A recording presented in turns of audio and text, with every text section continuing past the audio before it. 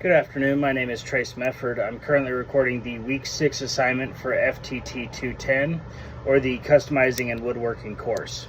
Today's date is the 6th of September 2025. Today we'll be taking and installing our trigger mechanism, our trigger guard, and then shaping the back half of our muzzle loading rifle. To start things off, all we really need to do is ensure that we have no live ammunition on our work area. I currently don't have any live ammunition here. It's not needed, it's not necessary, so it's not on my bench. From here, we're going to go ahead and take our trigger mechanism and apply a little bit of inletting fluid before placing it into the groove where it needs to go. We're going to do that nice and gently and then give it a nice firm squeeze before pulling it back out. After looking at it, the only thing we really have is a little bit from where some of the inletting fluid gunked up a little bit. I have already pulled quite a little bit of material out of here from previous attempts at making the video, but we're pretty much right where we need to be for this. From here, all we're going to do is we're going to take and mark our areas for our screw hole. The only one we really need to focus on for that is going to be this back screw here, as it is going to be one of the smaller wood screws compared to the front screw hole, which is going to take the larger bolt type screw. And if you take and look down there, that little dot right there that's darker than the rest of the wood, I already have marked our screw hole. All we really did was we took some of the cotton off of the other end of our Q-tip and applied the inletting fluid to that.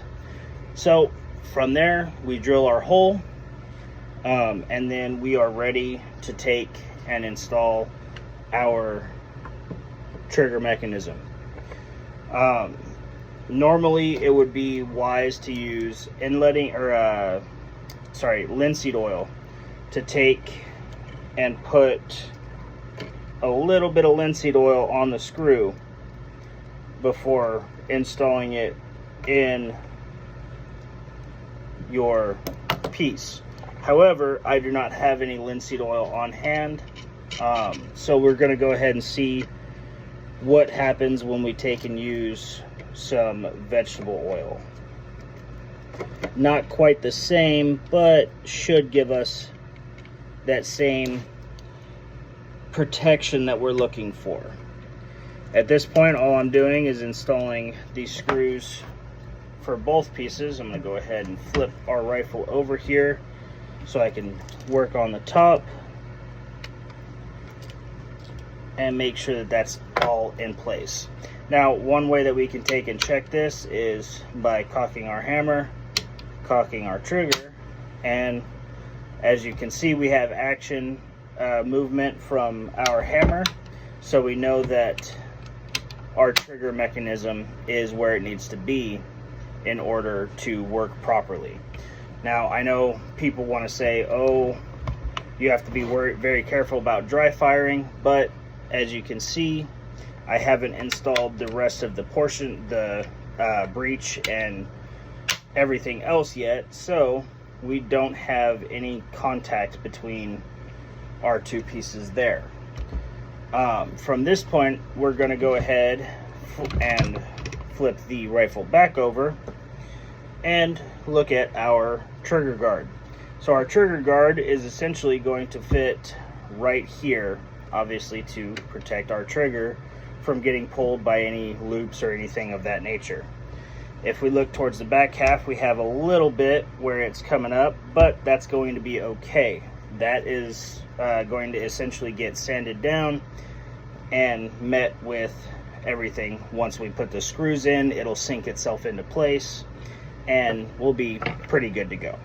From here, we're going to go ahead and use that same Q-tip method to take and mark our holes for the screws, this time we're going to go ahead and mark both holes though, because both the front and back use the wood screws.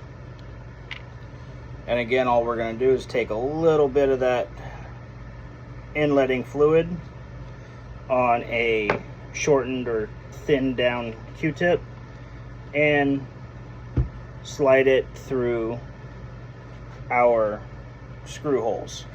That'll leave us with some nice pretty little marks to tell us where we need to screw. Obviously we're going to go ahead and use a drill bit that is thinner than our screws, so that the screws actually have some wood to grip onto, and we're really only drilling a little ways into the wood to give it kind of that pilot hole type deal. From here, I'm going to go ahead and pause to turn on my louder drill, and we'll rejoin once the holes are finished. Okay, now we're back. We can go ahead and look at, it may be kind of hard to see with the rest of that inletting fluid in there, but we drilled a hole using a lot smaller of a bit compared to our screw. From here, all we need to do is take and install our screws, and we'll be done with this portion.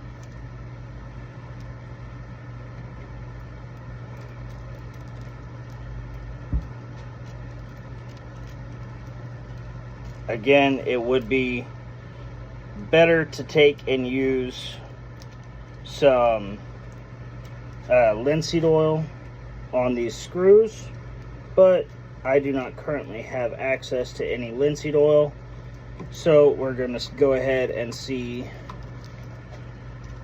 how some vegetable oil takes and works.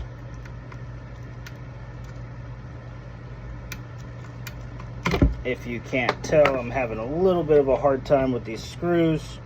They're a little bit on the tight side, which is honestly kind of what we're looking for, because it's going to keep everything in place. From here, I'm going to go ahead and pause, install this back screw, and then we'll rejoin to shape the rest of the stock. Okay, so we've gone ahead and gotten our trigger guard all installed. Everything's nice and flush and sitting where we need it to. So from this point, all we're going to do is take and focus on the back half of our stock. What we're really going to be looking to do is bring our wood up here down and level with our top screw and the breech of the rifle, as well as taking and shaping the wood to fit with our butt plate and everything else. What that's really going to consist of is quite a bit of back and forth with a harsh file, or a coarse file, then a fine file, and then working our way through various grits of sandpaper. For the most part, it's going to be, I'm going to try and do a good portion of it off camera, as there's quite a bit to do. But as we get there, we'll go ahead and check in like on and off to see how everything's turning out. Okay, so we've got a good deal of work done. We've gone ahead and matched up our wood to our butt plate here on the back, and we've brought down our front portion a good deal. I don't know if you've seen them before or not, but there have been a couple of different portions where some of the inletting fluid has actually gotten onto the wood, because I hadn't masked it off with any masking tape or anything like that. But those are all pretty much gone now. We do have some tool marks. They're probably going to be kind of hard to see. There we go. Across our brass.